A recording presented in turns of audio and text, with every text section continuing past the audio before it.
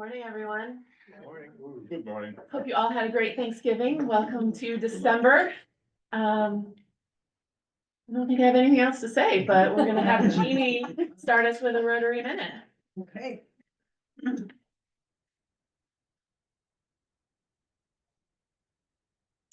Good morning, everyone. Morning.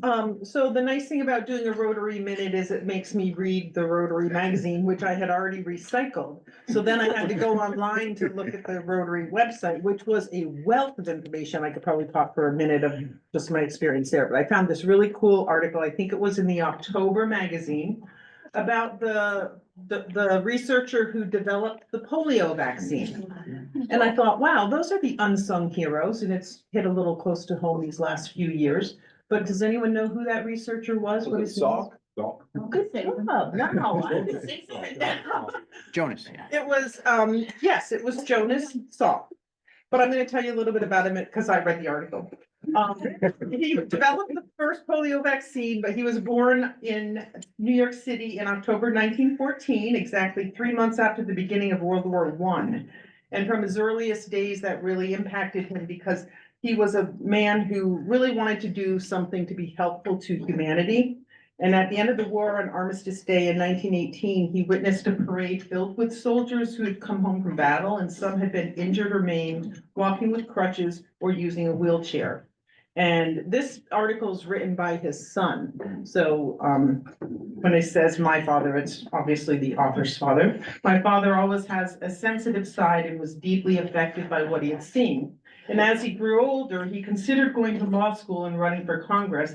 But his mother, who had come over to this country from Russia, astutely advised him that this was not a good decision, especially since, as she put it, you can't even win an argument with me. So as it turned out, he did go to college and he was exposed to chemistry in his undergraduate years. And then after college, having had such a positive experience training in the sciences, he enrolled in the NYU College of Medicine. And from the start, he knew he wanted to go into research. During his first year microbiology class, professor spoke about vaccines. He explained that though doctors could use chemically inactivated toxins to vaccinate against bacterial diseases such as diphtheria and tetanus, they could not use inactivated viruses to immunize against viral diseases such as flu or polio, because protection against infection with those required the body to experience the actual infection with a living virus. And that didn't make any sense to him. And when he asked the teacher why, the professor basically responded, well, just because. So that unsatisfactory answer set the journey of discovery that would fulfill his dreams to help humanity.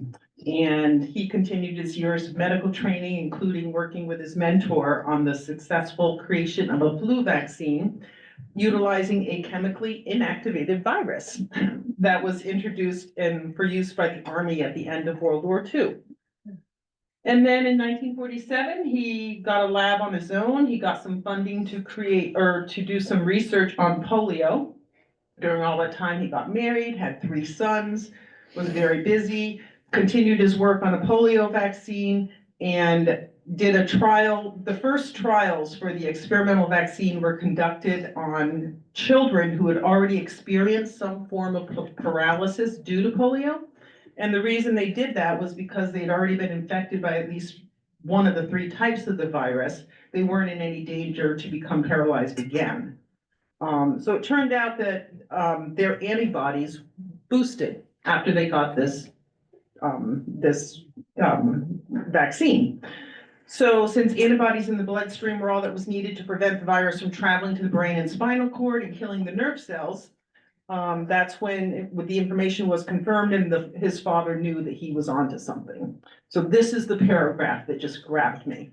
At one point early on, my father had tested the experimental vaccine on himself and his lab workers. It gets better. And one day it was our turn. Me and my 2 brothers, ages 9, 6, and not quite 3 years old. Our father came home with the vaccine, proceeded to sterilize the glass syringes and the metal needles by boiling them on the kitchen stove, and injected his kids with the vaccine. I'm like, oh my God, I don't think that would ever happen today. Anyway, 2 years later, on April 12th, 1955, the results of the clinical trials were in. And they made an announcement that would change medical history. The vaccine had been demonstrated to be up to 90% effective in preventing polio. Pandemonium broke loose, kids were let out of school, church bells rang, factory whistles blew. The fear that had pervaded this country for so many years was lifted. And in 1955, more than 10 million children received one or more injections of the Salk vaccine. Within 1 year, polio cases and deaths in the US have been nearly halved, a trend that continued and made a vision of polio eradication a possibility. So that's our lesson, and our connection to polio. Rotary obviously is very strong.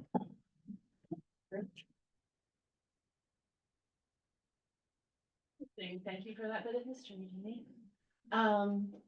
Okay, I also wanted to welcome Jerry back as he walks away, but thanks for listening again. And now I'm gonna have Debbie introduce our speaker for today.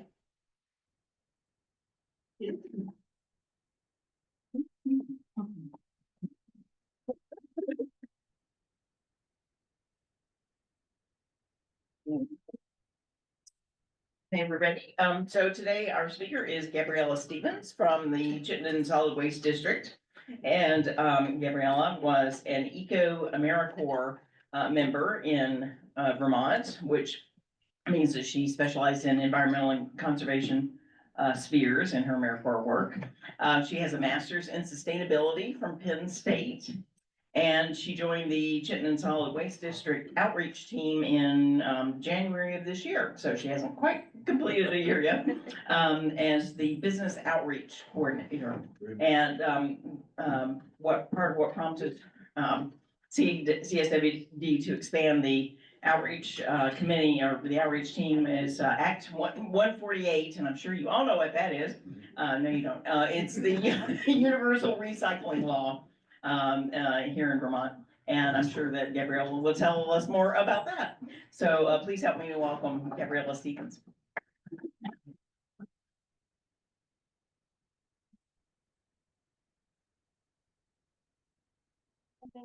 I put my presentation up just so I got it.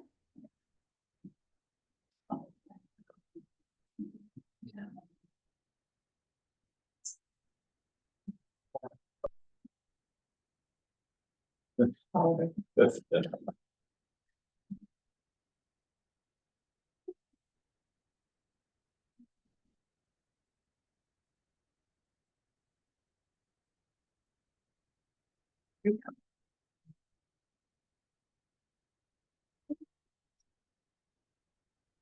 Good morning, everyone. Thank you so much for having me. So I do have some examples here. I occasionally forget that they exist, but I always threaten to use them should anything come up that is particularly confusing, or if I'm just sick of standing here and showing you my face and the slides and I want to show you something else. So if you have any specific questions, there's a chance that I have an example in the bin, especially if it's holiday themed, because I do have some here. But hello. My name is Gabriella. Like Debbie said, I am with the Chittenden Solid Waste District and I'm the Business Outreach Coordinator. So I work specifically with businesses. There are 3 of us, one for schools, one for businesses, and one for community projects. So you might have seen Recycle Rhonda around if you have kids in school or grandkids in school, or if you have or know anybody who works with summer camps. But my job specifically is to work one-on-one with businesses, making sure that they understand the rules of Act 148 and the district's guidelines specifically, and just helping them to either meet those goals or exceed them. I also do a whole bunch of workshops with people, give guided tours, and try to make waste as fun as possible for business owners and their employees. Okay, so there's a good chance that you already know who CSWD is. We are your local municipality. We are the biggest in the state of Vermont, and we operate 6 drop-off facilities, as well as Green Mountain Compost, which we call our organics recycling facility. We also own and operate the environmental depot for all of your hazardous materials, and we also own and operate the materials recovery facility for recycling. We don't necessarily staff it, that's through Casella, but it is one of our facilities nonetheless. So I tend to use a lot of technical terms. I am a big advocate of teaching you guys exactly what is happening with your recycling. I'm happy to reiterate what these mean, but just as a general guide, materials recycling facilities, or MRFs for short, are basically big sorting centers where all of your recycling goes to get separated out, and then it goes on to its final markets from there. Blue bin recycling is just any recycling that can go in your blue bins at home, so nothing special or unique, no mail-back programs or anything that you would take to the drop-off center in its own separate bin. But if it can go in your blue bin at home, it's called blue bin recycling. Special recycling is what we have specialty programs for, either at the drop-off center or through specialized mail-back programs, or if you go to your grocery store and take plastic bags, that's special recycling. And contamination is just anything that doesn't belong. So if you have recycling in your compost, compost in your recycling, trash in your recycling, recycling in your trash, that's all contamination. And then a tangler is a very specific type of contamination. I won't go too much into it, but it is one of the absolute worst. It's exactly what it sounds like. Anything that can get tangled up in recycling sorting equipment, which can cause a lot of damage, and it can make recycling a lot less efficient. So, like Debbie mentioned, Act 148 was a law that was passed in 2012 and took full effect in 2020, slowly ramping up from the moment it was passed. And what it essentially does is bans certain materials from the landfill, so recycling, food waste, and a couple of other specialty products that could be hazardous or have various reasons for needing to be kept out. But why is it so important? First of all, we want to make sure that these materials are being used appropriately. A lot of the times these things can be either recycled or repurposed in some way, and we want to make sure that we're cutting down on the virgin resources that are actually being taken from the earth and putting what we already have back into the products that we use every single day. A big reason why Act 148 was passed, though, is because we only have one active landfill in Vermont. It's located up in Coventry, and it's estimated that it only has about 20 years left before it becomes 100% full. Once it's completely full, there's not many places else that recycling can go, and it currently takes about 80% of all of Vermont's trash. In the past, it could have been expanded by adding new cells, but right now it's backing a wetland and some residential properties, and there's just nowhere else that it can go. And also recycling creates a lot more jobs locally. Not something that a lot of people know, but recycling creates 9 times as many jobs as landfilling waste. Not only that, but the jobs are safer and they can be more localized to your district, not just sending them all up to Coventry or out of state. The waste has to go out of state. And then also, it reduces emissions significantly, more so for food waste than anything, but landfills are actually the 3rd largest generator of methane emissions, which is one of the most potent greenhouse gases. You probably have heard a lot about cow farts. I think that's number 1 or 2, but landfills is number 3. So there's a lot of smelly things happening just about everywhere. Of those methane emissions that are generated by landfills, over half of them, 58%, just comes from food waste rotting in a landfill. Food waste creates a lot of methane, and it also creates a lot of water, which turns into leachate as it runs through the landfill, picking up all of the toxic chemicals of everything else that's been thrown in there. There are a lot of reasons that we make sure to reduce waste wherever possible. Does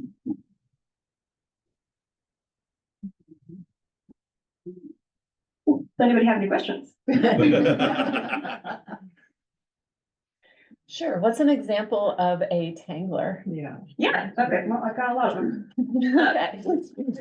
So a tangler most often is going to be a plastic bag. Anything that can be tied in a knot can theoretically be a tangler. So we always say keep plastic bags out of the trash.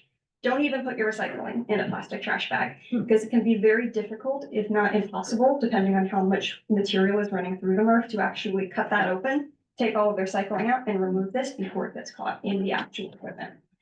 We actually have to shut down the MRF for a period of time, at least once a day, just to actually go out and cut all of those tanglers out of the equipment. And that's why it can make recycling much less efficient, but it's also dangerous. So when employees have to go in, they're going in with box cutters or tools to literally sniff out anything that could theoretically be caught. Just like when you're vacuum cleanup and stuff. And so we don't want them to have to go into the equipment to do that, but we need it to work. Okay. Thank you for that. But. Nope.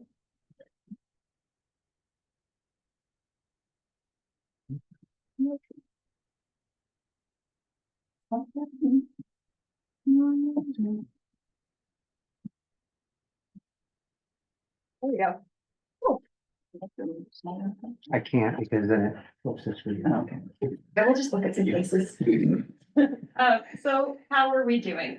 There is some updated information. Every few years or so, the state of Vermont does a big waste characterization study. The first one happened in 2018. The most recent one was 2023, and we just got the results of that this year.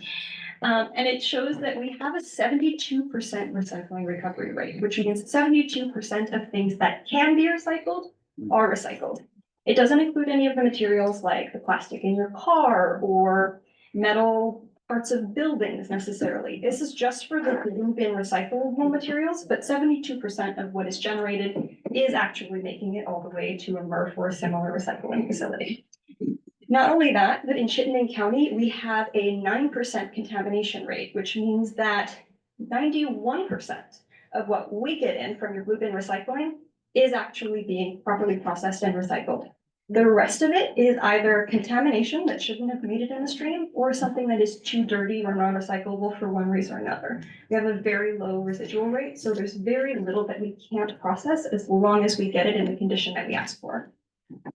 We also have a 51 to 57% recovery rate for the entire state of Vermont for food waste, which is pretty good. So that means that 51 or more % of the food waste that's generated is actually being reprocessed in some way, either through compost or feeding animals or being donated to feed people instead.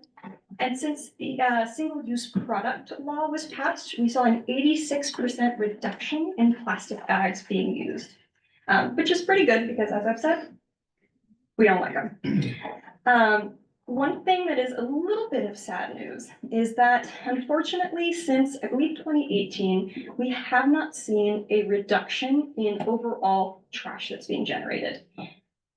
There are a couple of reasons for this. The population of Vermont has gone up since that period of time, but it also indicates that even though we're getting better at sorting things out so they can be reused, composted, recycled, we're still generating a lot of waste and our consumption habits have only gone up. Cut to the holidays. This is unfortunately, from the last year, but we're still getting the new data. It usually takes us a few months in order to process all of the 2024 data. But as you can see, even though we're doing a pretty good job at reducing our waste by about 60%, or making sure that about 60% of what we generate is being processed properly, there's still stuff ending in the landfill that theoretically shouldn't be there. Recyclables, special waste items, even compost. So we want to make sure that we're reducing that as much as possible, if we can. Not always possible, but the best that we can do. Like I said, we only have one little landfill, and I want to bring this up because it's important to know what actually happens to that material. It's owned by Casella and it operates and it takes in about 80% of our waste.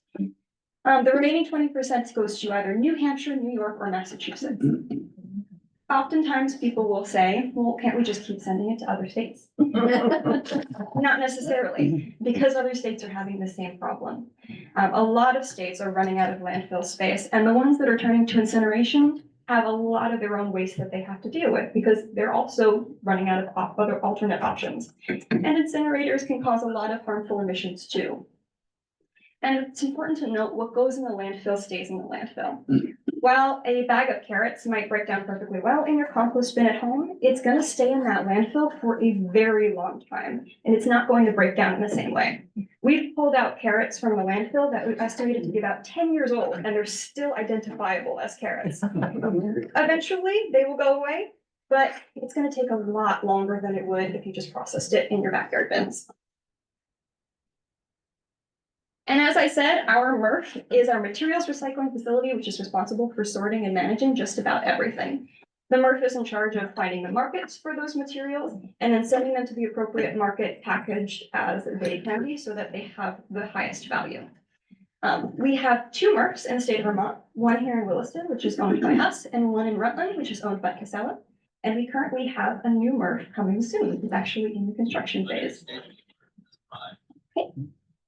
Someone's arrived. It's a little shocking to know that around the holidays, Americans generate about 25% more waste than usual. It's a much higher volume around the holidays because we're busy buying gifts, feeding our families, and just doing all of the shopping that comes from hosting people. And so we really want to make sure that we're making the most of our holidays and reducing our waste if possible. Shipping waste is a big one. On average, 82 million packages are shipped per day during the holidays. I don't know about you all, but I tend to avoid stores around Black Friday, and my family are big Amazon fanatics, despite what I tell them. So you want to make sure that you're taking that into account when you buy online, compared to 31 million packages that are usually shipped on a typical day. So that's 2.5 times more packaging than normal. There are some ways to avoid shipping waste, and it doesn't technically involve cutting out all e-commerce altogether, but buying local is a great option. If you can't buy local in the store, at least buy local online from stores. It's a little bit less of a distance to ship it. Some companies give you the option to bundle your orders, so to wait until you have enough to send it all out at once so that they don't have to send you multiple packages. You can also do no rush shipping and shop early. Or you can look at carbon offsets. Some companies actually have that as an option to help you reduce your carbon emissions. You can avoid returns if possible, and you can reuse boxes and packaging materials to wrap your gifts. And of course, cardboard boxes are always perfectly recyclable, so that is always a good option. How am I doing on time? I just wanted to double check. About 8 more minutes and then question time. Okey dokey. Trees and wreaths, pretty quickly, there are a lot of things that you can do for it. My favorite is to feed them to goats at the Pine Island Farm, but you can also bring them to the CSWD drop-off centers. And just make sure that you have no decorations or wire on those trees and wreaths before you bring them to us. Now, very quick, I'm gonna give you all a recycling rundown so that you know what you can and can't put for this idea, and then we can go into questions. But just some general guidelines. Reducing and reusing is always much, much better than recycling. I'm not here to tell you that you should recycle every single thing and just keep on throwing it in the bin and it's a-okay. If you can just cut down on that waste, or if you can find another way to use it even one more time, that's a million times better. Focus on simple materials. Everything that you put in your blue bin should be really made of one material. Even if it's a blend of metals or a blend of plastics, it all has to be all metal or all plastic or all glass, just to simplify things. The simpler, the better when it comes to what you're putting in your recycling bin. Rinsed and dry. That peanut butter container, if you can see it, is a little quite clean enough. If a dog would lick it out, then it's probably a little bit too dirty. But it doesn't need to be spotless. A little residue, a little oil, that's okay. We have a size limitation when it comes to what you can recycle. No smaller than 2 inches by 2 inches, which is about a Post-it note. No bigger than 2 feet by 2 feet, which is about the size of 5-gallon bucket, if that's a good visual for you. Don't bag your recycling because plastic bags can become tanglers. And if you're really confused, you can throw it away. It's better to keep the recycling stream clean so that we can process everything efficiently than to throw something in that could potentially contaminate other materials. Okay. So these will probably all look familiar to you, so I'm going to run down each one of them. If you have pie containers or baking dishes, 100% recyclable. They just need to be rinsed and dry, and they need to be an appropriate size, which nearly all of them are. Plastic utensils like forks, knives, and straws are trash, and paper plates and cups are unfortunately also trash. You might be able to recycle the lid if it's a 1 through 5 and it's not a black plastic, but for the most part, those unfortunately are going to be trash for a reuse option. Plastic cups, rinsed and dry if you have iced coffee, and glass bottles and jars are very easy. Just throw them in the recycling bin as is, rinsed and dry with no lids. So if you get a lot of holiday cards, if you get a lot of catalogs and magazines, or God forbid, credit card bills, all of those are recyclable. So good news there. Just make sure that they don't have any shiny foil coatings or glitter.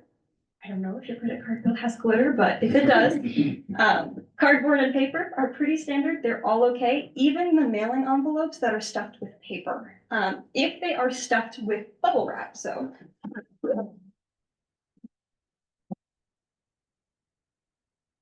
This is a paper envelope, which is stuck with a plastic bubble wrap. If you're truly dedicated, you can pick off all of the paper, but if you are a normal person like me, this would just unfortunately have to go in the trash.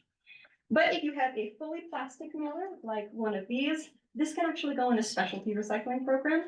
Any grocery store that collects plastic bags should actually collect these as well. They have to be a 2 or a 4, but these pretty much always are.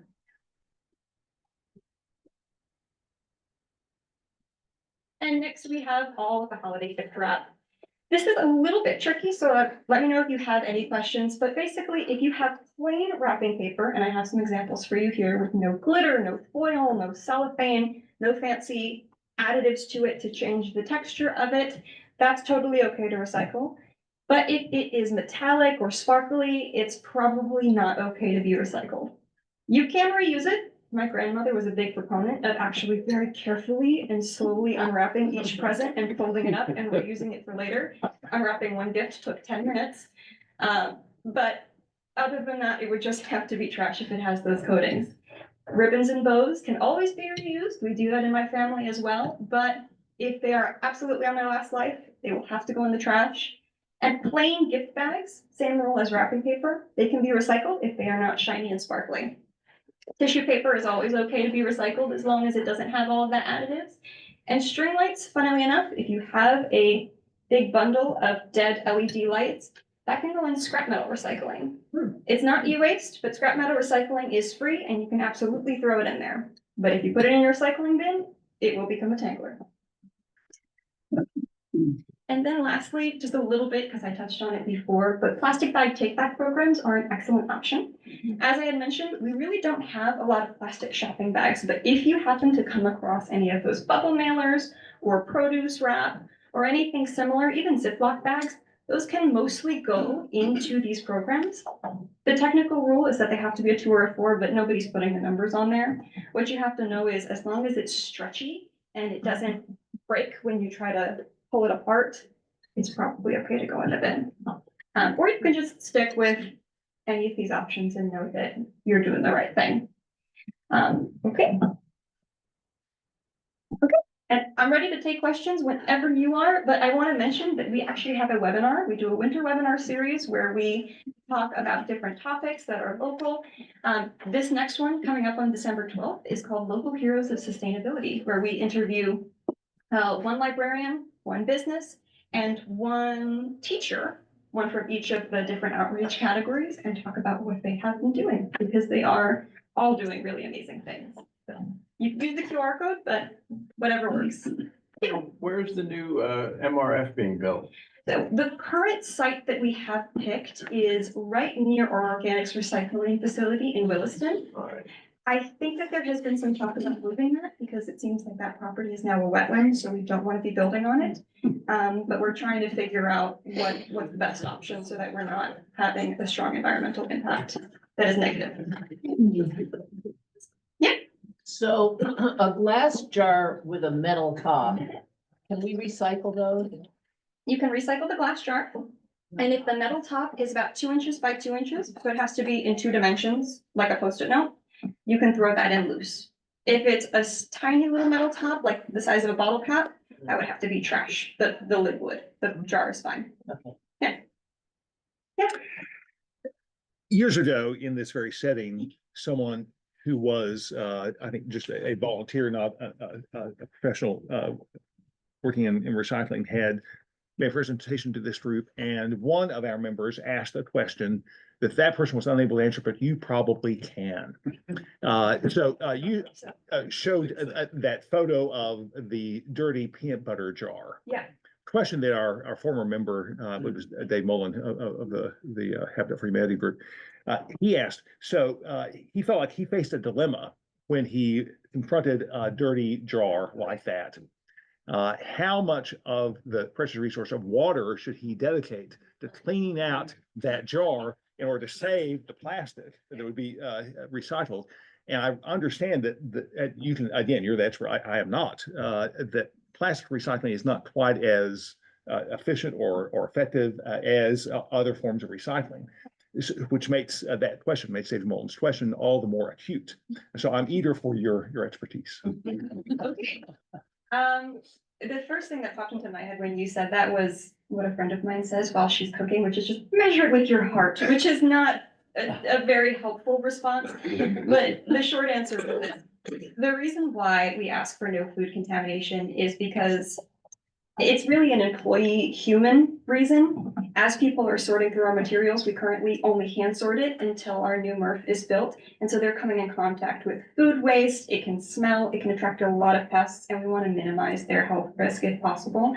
So if it's something like a visible chunks of food, that's gotta go.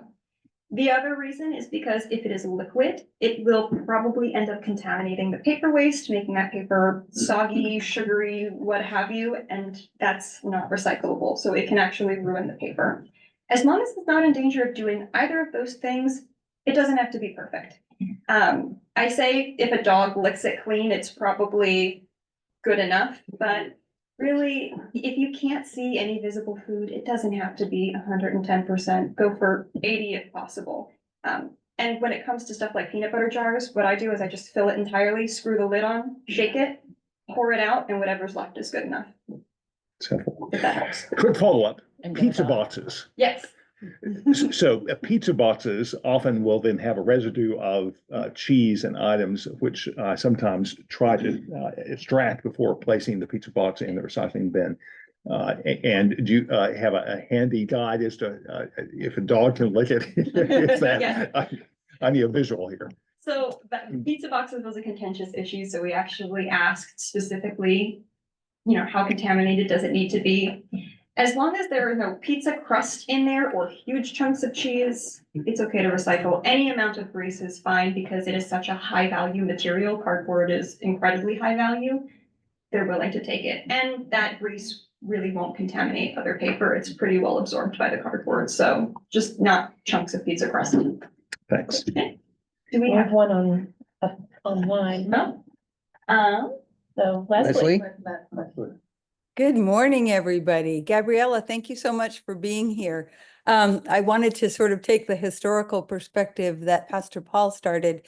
And several years ago, we had children from the Williston Central School come and talk to us about recycling. And Hannaford's will take plastic bags of any kind. And I'm sure most people here know that, but it was great being educated by the kids. So, and if I may ask one other question. What is the best plastic bag, or maybe not, to store my trash in before I send it to my garbage collector? Clear, not black? So if it's going in the trash, it's not gonna leave the landfill once it gets there. Any plastic bag should be okay. I will warn against the plastic bags that are derived from plant-based materials or that claim to be biodegradable for purposes of trash. In compost, not having the biodegradable bags is always better, but I realize that people really, really enjoy them. Just there have been some studies that have shown that those plant-based plastics can actually require more resources than the plastic itself. So I would not advise you to put your trash in a plant-based plastic bag, but color shouldn't matter as far as what kind of plastic can be used for trash. Yeah, that's a great question. Thank you. Cans and bottles, do we have to take the paper, like the labels off? Also, because I feel like if there's too much to do, people just aren't gonna do it. Totally, and I 100% agree. So that will be considered contamination, but we have a threshold for what we consider okay. I mentioned that 9%, that's pretty good as far as contamination rates go. And so if you want to leave those labels on, it's fine. But if we leave them on, then you guys are putting them in trash, like they're. Yeah, either they will be in trash or they will contaminate the bins that we send to market, but they're always expecting there to be at least a little bit of contamination in every load of recycling. So there's a tolerance for it, that's okay. Yeah. The recycle numbers, if I remember correctly, are 1 through 6.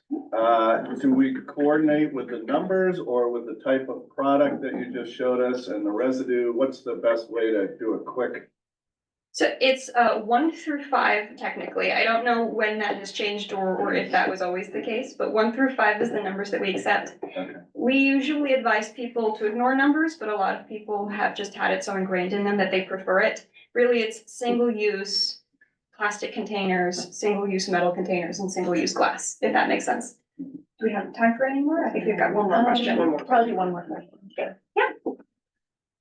I had actually read that most plastic is not actually recycled. It might be incinerated, but you take it and you reprocess it, so there's a dilemma there, you know. Yeah. Those numbers, and a lot of them have been shared by Greenpeace and similar organizations that I really respect, but they are for the entirety of the country. And it might come as no surprise that some states are really not good at recycling. Our high recycling rates only include the stuff that is actually recyclable to begin with. So it doesn't include the plastic in your car or the plastic that you might find in some kind of a medical instrument, for example. It's only what is actually able to be recycled at the time that it's purchased. And then as for I had another point. So if I take my plastic mug and put it in recycling, is that actually processed? Plastic mug, like a reusable mug or like a single use? Yeah. Yeah, so if it's a reusable mug, it's probably got too many additives to be recycled properly because it's meant to withstand multiple uses again and again and again. It's also not as uniform of a product. So you must sort that out somehow and. Sometimes we sort it out, sometimes it ends up in the contamination rate for just what we ship out. Yeah. Yeah, it is unfortunate, but that is how it goes. Great. Can I do one more? So there's a good focus on the end user and us. Mhm. What about going back upstream and just telling people who put stuff in packaged plastic that's way too big for their product and penalizing them right out of the chute? And if it costs more to the consumer, maybe the consumer won't buy it. Yeah, 110%.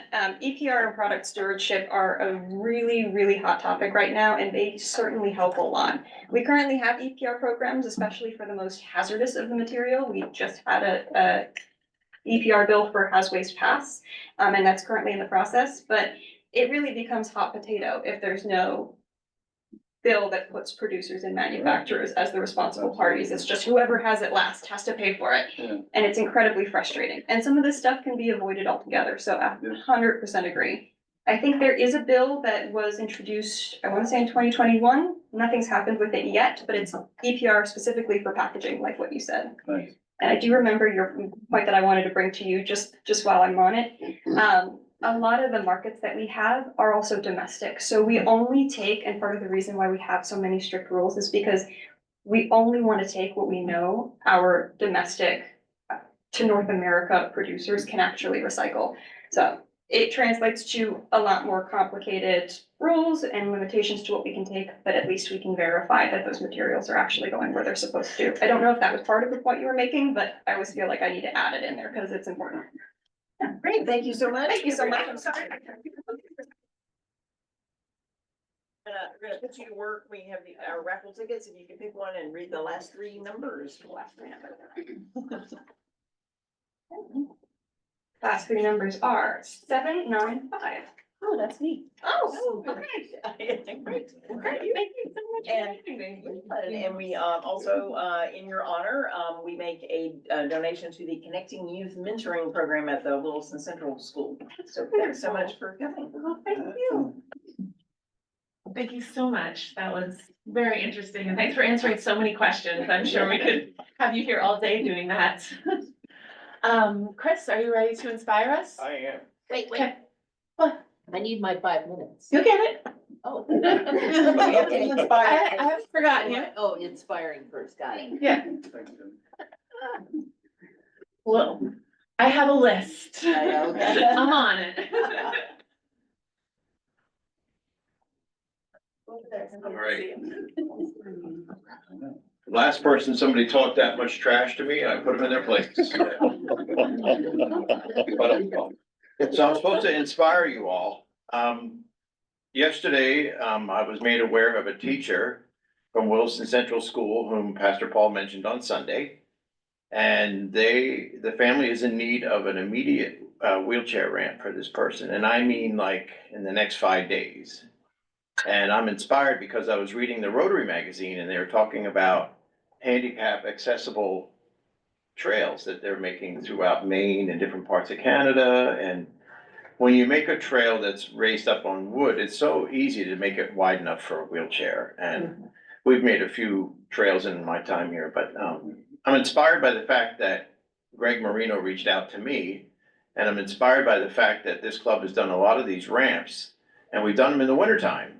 So I'll be even more inspired if some people step up to help with this, because it'll be, I know one person already that'll probably help, Elena.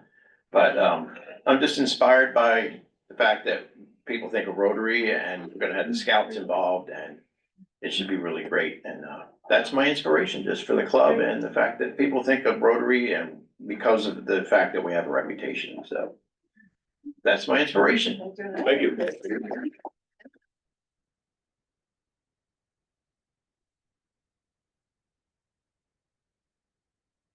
Thank you, Elizabeth.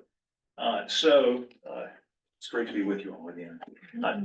Some of you will recall, and was, I think, a year ago, or maybe it was just January, so nearly a year ago, that we heard a presentation from an Afghan refugee named Hidayat Arya. Remember that he shared with us the really heart-wrenching story about how when Afghanistan fell in August of 2021, he, having worked with the U.S. government in Afghanistan, faced the agonizing choice whether to stay and be at risk for whatever retribution the Taliban might have in mind for him, or to flee to this country, leaving his wife and 3 children behind with hopes that they would come this way. He chose the latter. Of course, his here has been, as he shared with us a year ago, almost, working assiduously to bring his family here. And steps being taken, and applications filed, and all those things have been underway, but his family is still not here. January 20th is Inauguration Day, which will mark a shift in U.S. government policy on these matters. The previous Trump administration was not very fond of refugee resettlement. In fact, that program slowed to nearly a halt during that tenure. And so Inauguration Day is something of a hard deadline for bringing this family here. And so we're working, we meaning the Williston-Richmond Church, and now enlisting the help of you to reach out to Senator Peter Welch, our U.S. Senator, who serves on the Immigration Subcommittee of the Senate Judiciary Committee, and thus is positioned to have perhaps some leverage to help expedite this process to bring Hidayat Arya's family, his wife and 3 children, to be with him here. And so I've enlisted the support of the officers of this organization, and now I want to enlist your support as well. I have a letter addressed to Peter Welch that asks for just what I described. I'm going to circulate that. It's already been signed by me and our president and vice president and the past president. I'll circulate it among you, and there are pages that follow the letter. You'll notice there are 2 columns, one for members of Williston-Richmond Church, one for members of the Williston-Richmond Rotary Club. We've been advised that jointly sending this letter will maximize the impact. And so I'll send this around, and if you feel led to do so, I hope you will fit your name, your signature to this petition. Again, you might want to sign on the Rotary Club side of the page. There's some of you aware of both tasks. You can choose either one. But thank you. Thank you. Let's keep doing good. All right, Sally, you want your turn?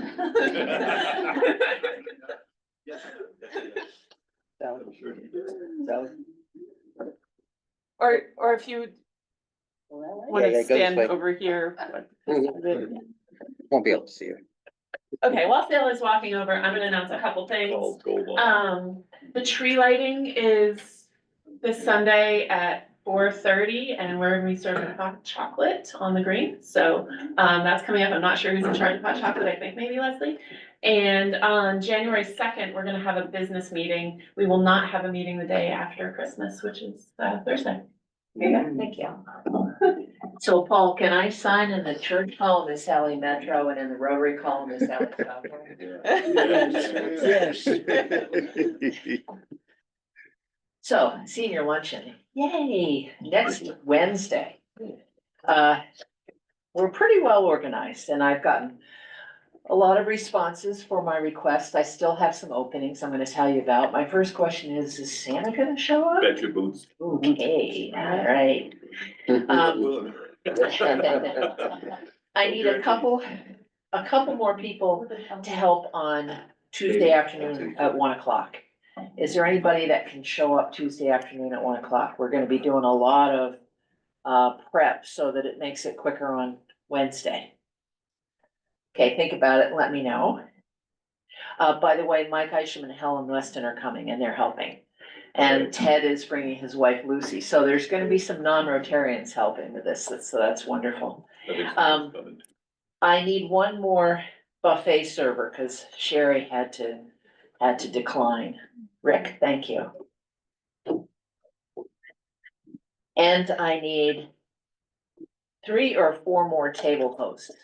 Table hosts are gonna be, thanks, Chris, I put you down. Table hosts are gonna be in charge of a table. You're going to be responsible to refill the coffee pots, the water pitchers. If there is someone at your table who doesn't think he or she can go through the buffet line, then you can do it for them.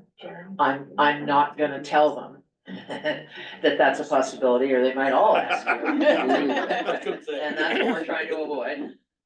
Ballet buffet. Table host, great, thanks. There are gonna be a number of you who are general helpers. You'll be here to set up, you haven't gotten another assignment. Please support the table hosts. So if a table host has to refill a coffee pot and someone needs their dinner picked up, then maybe one of you can do that. You'll be floating around and helping. I need 2 people to be willing to be the compost people. Speaking of compost. What that means is that the table hosts are gonna clear the tables. They'll bring the plates to you in the hallway. You'll scrape off the plates. There'll be a bin for the silverware. And Charlie and a number of other people will be in the kitchen, washing dishes. See, Leslie has a hand up too. Leslie, what are you volunteering for? Is that right? She's muted. No, actually, I'm sorry. I should have taken that down. I already took care of my question. Thank you. Anyway, so if any of you can be table hosts, please let me know. That would be helpful. And the compost will be, okay, thank you, Andy. I can move from buffet because it's finished to compost. Yeah, the buffet people will be done, right? Thank you. We will, one of the reasons we're doing this as a buffet is to hopefully cut down on compost this year. We also will have takeout containers so that leftover unserved food can be picked up by some of the seniors and taken out. So we hope to minimize any waste. Any questions? Yes, Chris. More of a comment, is there somebody in your list of jobs who's designated to release the tables? So in other words. Yeah, that'll be me. Okay, that's you. Okay, Me you're in and- charge. Me and the microphone. Okay, great. Yes, so there won't be a stampede. Okay. Hopefully. We are dealing with seniors and seniors. But most of us are seniors. Right. Anyway, so please, if any of you can, oh, and Charlie, Dan Clark is gonna be your assistant. One of my fears is that keeps me awake at night, is that we may not have 100 chairs down here. So chairs may need to come from upstairs, but I'm sure. We did that last year. Yeah, so. I can be here early then. Great, and please, everybody, come as early as you can, because there's gonna be plenty to do. We're gonna let the seniors in at 11:15 because the students are singing at 11. And so, Aaron will be, managing the hallway. Sonia's gonna be giving out the raffle tickets, but Aaron's gonna try to keep the senior stampede under control.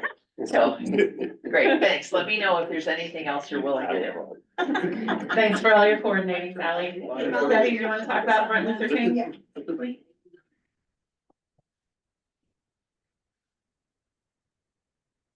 So the Martin Luther King Day observance will be the day before the actual Martin Luther King Day. So it's a Sunday, January 19th. It'll be from 3 to 4:30 p.m.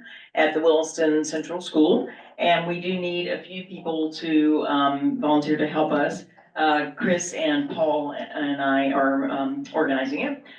So I'll pass this around, but just briefly, we need a couple people to help with the art exhibit, setting it up. The kids are gonna do some artwork, and that'll be before the actual event. We need a greeter the day of the event. We need 2 people to hand out programs the day of the event. And we do need a sound system operator and a slideshow operator. You can be trained by the school on their equipment, but I'll pass this around. And that event is the 19th, starting at 3:30? 3 o'clock. 3 o'clock? Yeah. Okay, so you need people Sunday, the 19th at like 2 to be there? Right, and then, Okay, in terms of the exhibit, it probably will be that Friday, so if you're uncertain, just put a question mark by your name and we'll know that it's obviously time and day, sensitive, but they're planning to write essays, do some artwork and have them on display, but we didn't want to just leave that to the art teacher to have to hang all that. She really requested some help. okay, So we'll so, let you know when that is. We'll keep reminding you. okay, so likely the Friday before and definitely Sunday afternoon, Right. the 19th. Okay, Right. sounds good. And your participation, of course, just your attendance. So put it on your calendars, please. All right. I think that's everything. So I'm gonna hand it over to Chris again. Watch out. All right, this will be very inspiring. I don't know how many of you have had the pleasure of going to the